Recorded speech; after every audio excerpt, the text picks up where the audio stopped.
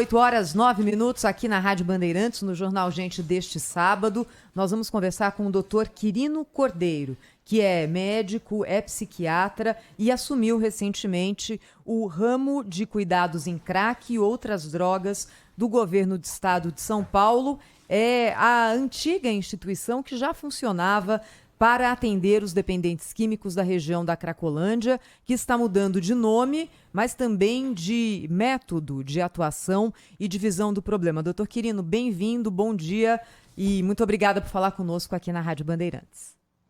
Bom dia, Thaís, bom dia, Agostinho, bom dia a todos os ouvintes da Rádio Bandeirantes. O governo do estado de São Paulo abriu recentemente, há cerca de 3 semanas, um novo serviço para cuidar das pessoas que apresentam quadros graves de dependência química e estão em situação de rua, em especial na região central da cidade de São Paulo, na região da Cracolândia. Esse novo serviço traz uma série de mudanças em relação ao serviço anterior, que era disponibilizado pelo Estado. A primeira dessas mudanças é que a porta desse serviço, o hub de cuidados em crack e outras drogas, é um serviço gratuito, público, de portas realmente abertas para a população.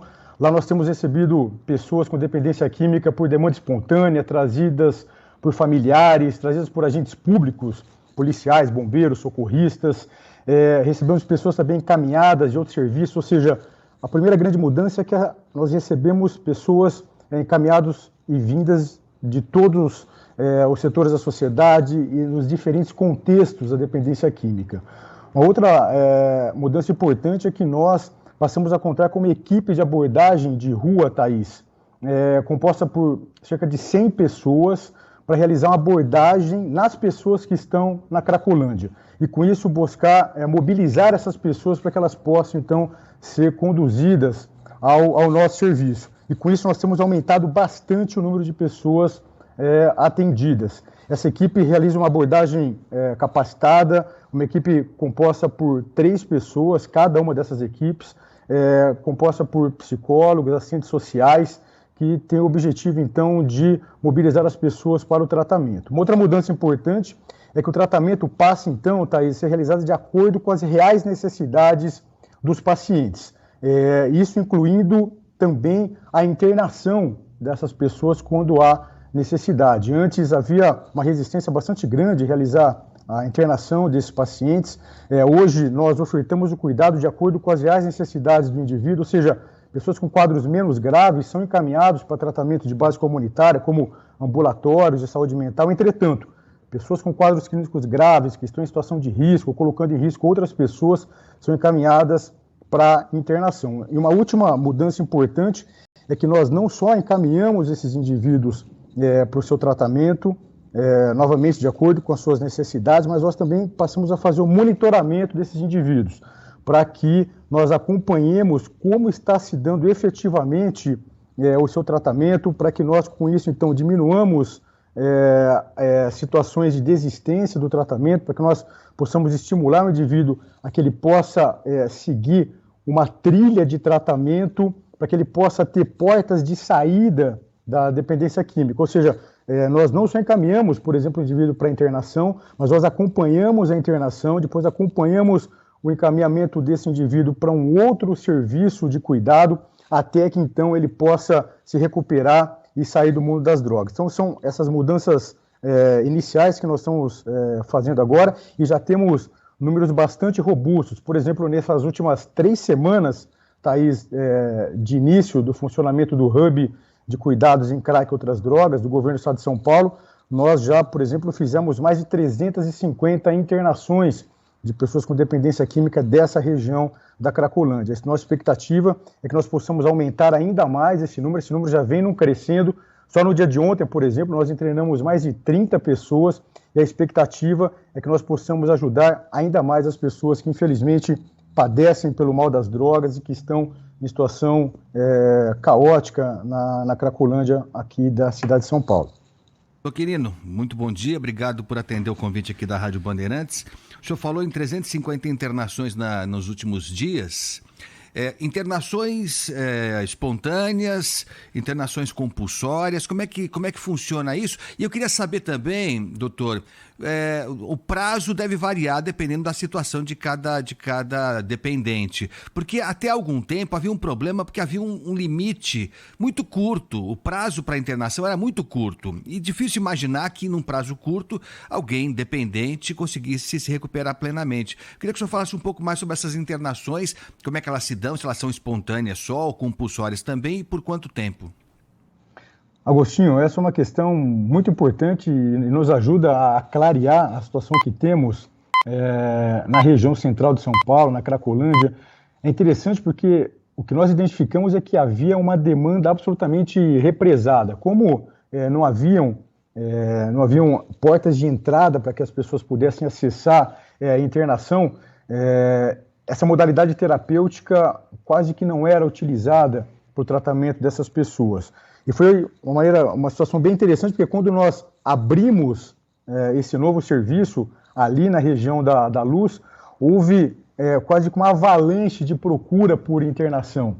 A imensa maioria das internações, Agostinho, de maneira interessante, são internações voluntárias hoje. São pessoas que estão em situação de rua e que acabam procurando o nosso serviço. Entretanto, nós também temos recebido pessoas que apresentam, além da dependência química, quadros psiquiátricos graves, como os quadros psicóticos, ou indivíduos que apresentam situação de risco de suicídio, e em situações desse tipo, que o indivíduo está em risco, ou eventualmente até colocando outras pessoas em risco, a modalidade de internação não necessariamente é voluntária. Nesses casos, na maioria das vezes, a internação é involuntária, ou seja, contrariando a vontade do indivíduo, porém, é uma internação que acontece em seu benefício, para cuidar dele no momento em que ele não tem condições de tomar decisões autônomas em seu próprio benefício. Internações compulsórias, que são aquelas por ordem judicial, até o presente momento, nessas 3 semanas, nós não recebemos ordem judicial para internação. Mas eu reforço aqui, como nós tínhamos uma demanda reprimida muito grande, foi abrir a porta do serviço e começamos a receber uma demanda muito importante, uma procura muito grande de pessoas por internação. Então, hoje nós estamos fazendo basicamente internações voluntárias, que é o grosso da procura, e também, em alguns casos, internações involuntárias, quando a pessoa está em situação de risco. Em relação ao tempo de permanência nas internações, Agostinho, isso acaba variando bastante, como você já mesmo nos adiantou, de acordo com o quadro clínico apresentado pelo paciente. Grosso modo, pessoas que apresentam quadros clínicos mais graves precisam passar por um processo de desintoxicação. Em geral, essas internações acontecem em serviços hospitalares. Então, o paciente encaminhado para um serviço hospitalar, ele passa um período, geralmente um período não muito longo, para que ele possa fazer a sua desintoxicação.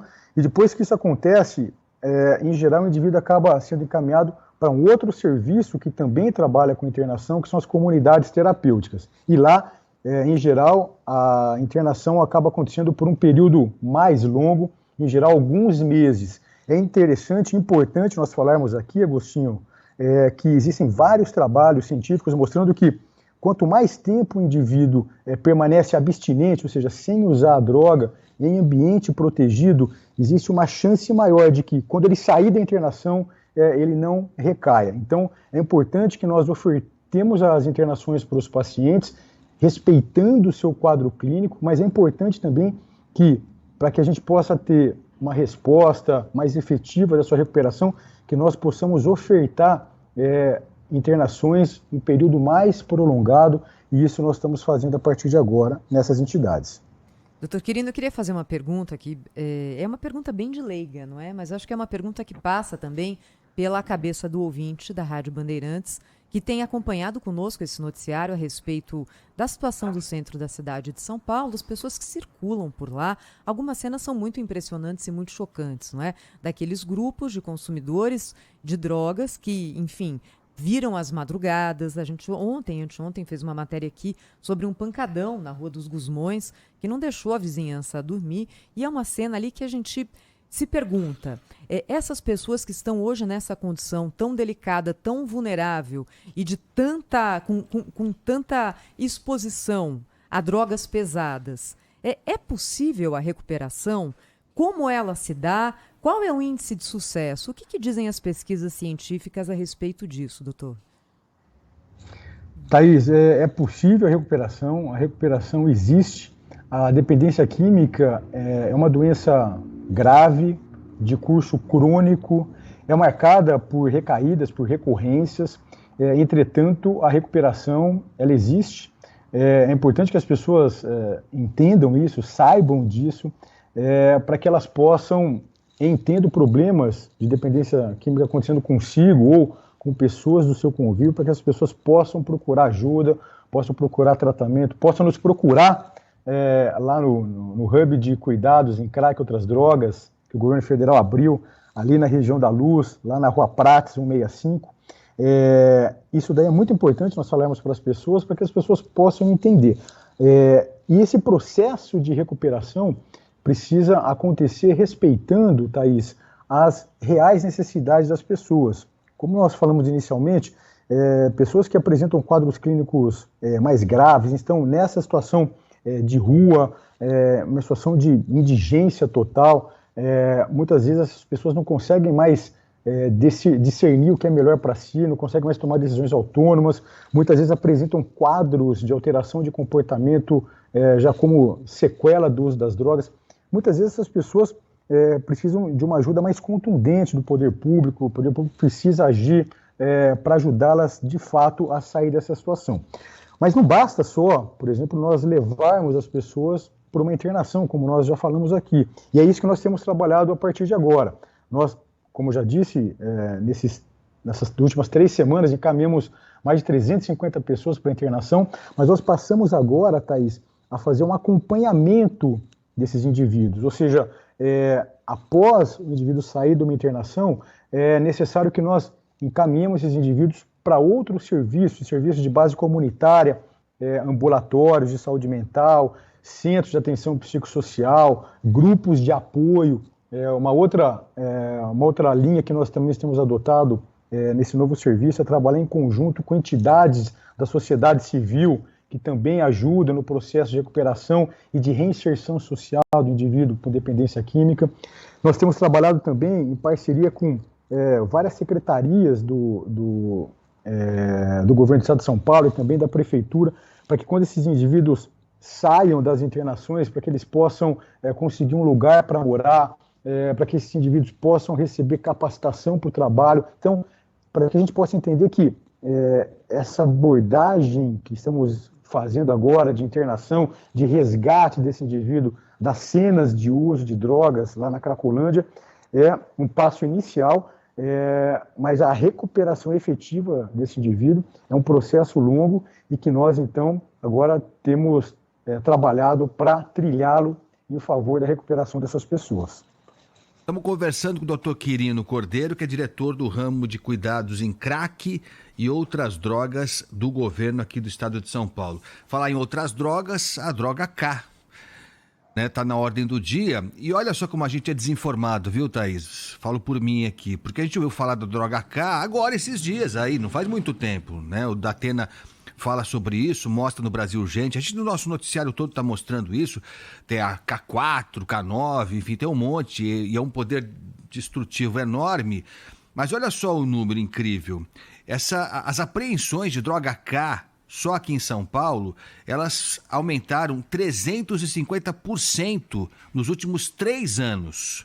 Então, há pelo menos 3 anos, já temos notícia da droga K aqui em São Paulo e num país como um todo. O que é assustador, né, doutor Quirino? E acho que isso mostra qual é a importância de que o lado de cá, né, para fazer um trocadilho, o lado de cá tem que também se aperfeiçoar, né? Porque o lado de lá, eles estão sempre inventando novidades para ganhar dinheiro e, surpreendentemente, num caso como esse, provocando a morte do consumidor muito rapidamente, né, doutor Quirino? Sem dúvida, Agostinho, é importante sempre que estejamos atentos, né, que as autoridades públicas estejam atentas para que nós possamos fazer frente a todos esses novos desafios que aparecem. Como você mesmo disse, já faz alguns anos que essas drogas sintéticas, né, esses canabinoides sintéticos, como se fosse uma maconha sintética produzida em laboratório. Essas substâncias têm circulado já há algum tempo, entretanto, mais recentemente houve uma explosão, né, de oferta e de consumo dessas substâncias, para que os amigos que estão nos ouvindo possam entender a magnitude disso. Hoje, um quarto das pessoas que nos procuraram nessas últimas 3 semanas de funcionamento desse novo serviço do governo do Estado de São Paulo, o Hub, cerca de um quarto das pessoas estavam em uso, além de outras drogas, também dessa maconha sintética. E tem um problema adicional nisso tudo, Agostinho, porque essa maconha sintética, na maioria das vezes, ela não é uma droga pura. Se fosse, já seria um grande problema, né? Porque essa droga, como você mesmo disse, mata, né? Mata por overdose. Entretanto, o que tem acontecido também é que tem havido uma mistura dessas drogas K, né, dessas drogas sintéticas, com o que nós chamamos de adulterantes, ou seja, com outras substâncias, em especial o fentanil, enfim, opiáceos, que aumentam muito mais a chance de lesão cerebral, aumenta muito mais a chance do indivíduo se tornar dependente químico dessa substância e aumenta muito mais a sua mortalidade. Então é muito importante que as pessoas estejam atentas em relação a isso. Essa maconha sintética, ela por si só, ela já tem um poder devastador sobre a saúde do indivíduo, inclusive podendo causar morte, como você mesmo disse, por conta do seu uso, mas o que tem acontecido e que nós temos identificado é a presença também de adulterantes quando essas substâncias são preparadas. E esses adulterantes acabam também aumentando ainda mais o poder lesivo e o poder letal dessa substância. Doutor Quirino, a gente sabe que muitos familiares de dependentes químicos passam por situações dificílimas, né? De desespero, de às vezes incapacidade de ação, de não saber o que fazer e de às vezes não ter para onde levar o familiar que se encontra numa condição extrema. O que o senhor fala para essas famílias? Essa é uma situação grave, mas infelizmente bastante comum, Thaís. As famílias realmente acabam sofrendo muito quando da presença de uma pessoa com quadro de dependência química, em especial quadros mais graves. É muito importante que as famílias que apresentam esse problema, que busquem ajuda, né, busquem ajuda profissional, busquem ajuda profissional do poder público. É importante que essas famílias em situações mais graves possam levar as pessoas com dependência química para o tratamento, muitas vezes por conta da própria doença, por conta da própria dependência química, o indivíduo não consegue mais ter uma compreensão apropriada do que está acontecendo consigo, dos problemas graves que estão se abatendo sobre ele e sobre a sua família. Então é importante que as famílias se mobilizem, busquem ajuda profissional, ajuda dos profissionais que o poder público oferta. Existe também, viu, Thaís, uma situação que é bastante interessante, que vale a pena as famílias se atentarem. Existem grupos que trabalham com mútua ajuda, né? Ou seja, são famílias que se organizam para se ajudar entre si. Lá no Hub, nós estamos agora com uma parceria com um desses grupos, que é a Federação de Amor Exigente. Ou seja, nós temos também buscado parceria com essas entidades do terceiro setor para que possamos dar suporte, dar sustentação para as famílias, para que elas possam estar fortalecidas para ajudar os seus dependentes químicos no processo de recuperação. Então, é importante que a família participe do processo de recuperação da pessoa com dependência química.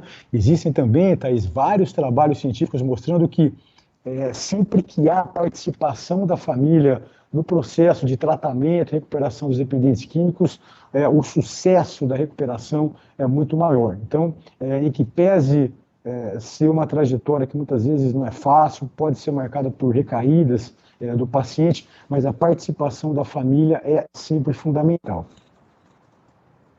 Doutor Quirino, só para encerrar da minha parte, agradecendo muito a sua atenção aqui com o ouvinte da Rádio Bandeirantes, Bom, a Thaís perguntou o nível de recuperação, enfim, é lógico, isso varia de caso para caso, mas o senhor disse que, de fato, há um nível de sucesso bem significativo, ou seja, temos que apostar mesmo nisso. Agora, depois, digamos, o dependente, depois que ele é recuperado, que ele está limpo, o que é feito com ele? Porque se ele voltar para a rua, a tendência é que ele recaia de novo na dependência. Esse programa prevê alguma atividade posterior, um auxílio para a pessoa que está se recuperando? Enfim, qual é o passo seguinte? Prevê sim, Agostinho. Como eu disse, nós, nesse programa que trabalhamos lá no Hub, nós também estamos fazendo monitoramento, acompanhamento desses pacientes. Como eu disse, esse processo inicial de internação, por exemplo, é a porta de entrada para um processo longo de recuperação, né?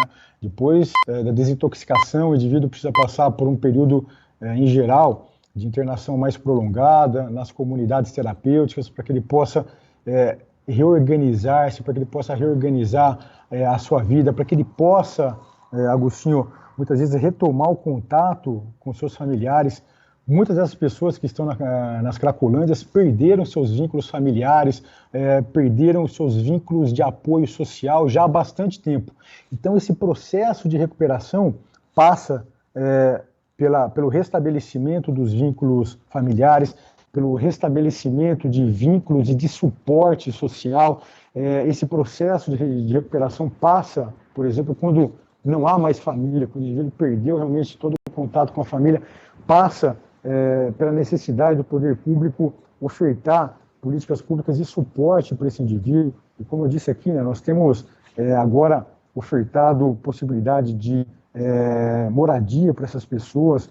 Nós temos as casas de passagem do governo do Estado de São Paulo, da Secretaria de Desenvolvimento Social, que nós temos utilizado agora nesse início de processo para que as pessoas com dependência química possam ter um lugar para morar, para que elas possam sair das ruas, do convívio nas Cracolândias. É muito importante também que esses indivíduos possam conseguir um trabalho, para que eles possam se capacitar, por exemplo, nas comunidades terapêuticas, nesses lugares em que os dependentes químicos acabam ficando internados por um período mais longo de internação. Lá eles passam por uma capacitação para o trabalho, para que quando eles saiam, eles tenham condições melhores de reinserção social. Tudo isso para a gente entender, Agostinho, que o processo de dependência química,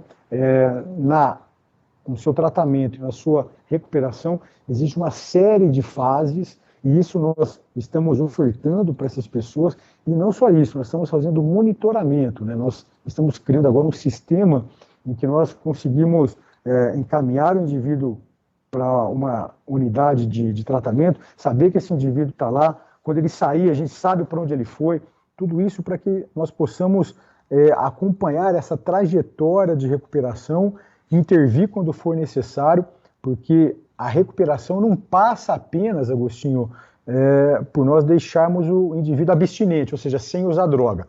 O fato de nós fazermos que o indivíduo pare de usar drogas é o primeiro passo, é o passo inicial. Entretanto, há necessidade de fazermos um trabalho consistente, a médio e longo prazo, para que esse indivíduo não volte para o mundo das drogas, em especial essas pessoas que estão nas Cracolândias e que são pessoas que, como eu já disse, muitas vezes perderam vínculos familiares, vínculos sociais. Aí que é mais importante ainda que o poder público, que a sociedade, que as entidades da sociedade civil possam ofertar amparo, proteção para essas pessoas, e assim que a gente está trabalhando a partir de agora. Eu queria agradecer ao Dr. Quirino Cordeiro, diretor do ramo de cuidados em crack e outras drogas do governo do estado de São Paulo, que falou conosco aqui na Rádio Bandeirantes. Dr. Quirino, muito obrigada e até uma próxima vez. Muito obrigado, Thaís, muito obrigado, Agostinho. Um grande abraço para todos os amigos da Bandeirantes. Abração.